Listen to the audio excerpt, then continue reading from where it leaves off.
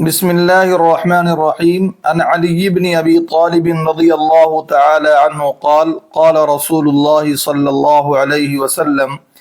يوشك أن يأتي على الناس زمان لا يبقى من الإسلام إلا اسمه ولا يبقى من القرآن إلا رسمه مساجدهم عامرة وهي خراب من الهدى رواه البيهقي۔ حضرت علی رضی اللہ تعالی عنہ سے مروی ہے کہ رسول اللہ صلی اللہ علیہ وسلم نے فرمایا کہ ان قریب لوگوں پر ایک ایسا زمانہ آنے والا ہے کہ اس میں اسلام کا صرف اور صرف نام باقی رہے گا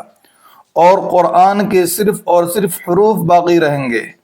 اور مسجدیں خوب عمدہ عمدہ بنیں گی مگر وہ ہدایت سے ویران ہوں گی۔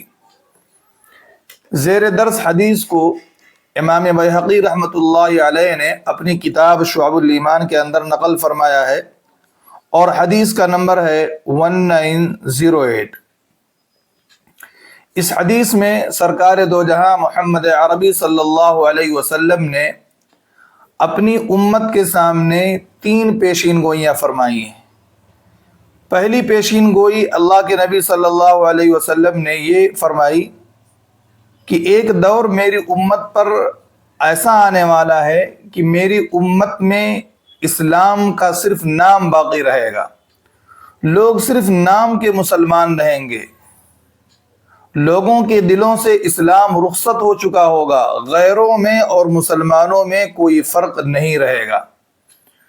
دوسری پیشین گوئی اللہ کے نبی صلی اللہ علیہ وسلم نے یہ بیان فرمائی کہ میری امت پر ایک ایسا زمانہ آئے گا کہ لوگ قرآن کے پڑھنے والے تو بہت سارے ہوں گے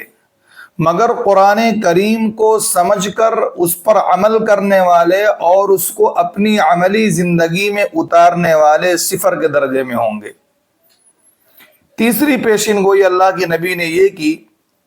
کہ میری امت پر ایک ایسا زمانہ آئے گا کہ مسجدیں خوب اچھی اور خوبصورت تعمیر کی جائیں گی مگر وہ خشوع خضوع کے ساتھ نماز پڑھنے والوں سے خالی اور ویران ہوں گی۔ اس میں نمازیوں کی کثرت ہوگی مگر خشوع اور خضوع کے ساتھ نماز پڑھنے والے نہ کے درجے میں ہوں گے۔ اگر آپ غور کریں تو اس زمانے میں حضور اکرم صلی اللہ علیہ وسلم کی یہ تینوں پیشین گوئیاں حرف بحرف صادق آ رہی ہیں اور حضور اکرم صلی اللہ علیہ وسلم کی ان تینوں پیشین گوئیوں کے ہم لفظ بلفظ مصداق بنے ہوئے ہیں کہ آج ہمارے درمیان اسلام کا صرف نام باقی ہے، اسلام کی روح ہمارے اندر سے ختم ہو چکی ہے، ہمارے اور غیروں کے درمیان کوئی فرق نظر نہیں آتا۔ اسی طریقے سے قرآن پر عمل کرنے والے اور قرآن کو سمجھنے والے کہاں ہیں؟ قرآن کو سمجھنا تو بہت دور کی بات، قرآن کو پڑھنے والے ہی بہت کم لوگ ہیں۔ قرآن کریم کی تلاوت کرنے والے، اس کو پڑھنے والے ہی بہت کم لوگ آج پائے جاتے ہیں۔ اسی طرح تیسری پیشین گوئی کے بارے میں ہم غور کریں کہ مسجدیں تو بڑی عالی شان ہیں، ایک سے ایک مسجدیں بنائی جاتی ہیں، لوگ تعمیر کرتے ہیں مسجدیں، لیکن خشوع خضوع کے ساتھ نماز پڑھنے والے لوگ خال خال نظر آتے ہیں۔ اللہ کے ایک دو بندے نظر آتے ہیں جو خشوع خضوع کے ساتھ، آداب کے ساتھ اور نماز کی پوری رعایت کے ساتھ وہ نماز ادا کرتے ہیں۔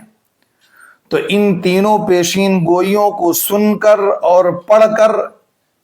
ہمیں اپنے گریبان میں جھانکنے کی ضرورت ہے اور اپنے آپ کی اصلاح کرنے کی اور اپنے آپ کو سدھارنے کی ضرورت ہے۔ باری تعالیٰ سے دعا ہے کہ رب کریم ہم سب کو اپنی مرضیات پر اور اپنے نبی صلی اللہ علیہ وسلم کی ہدایات و ارشادات پر عمل کرنے کی توفیق عطا فرمائے۔ Like, comment, and subscribe.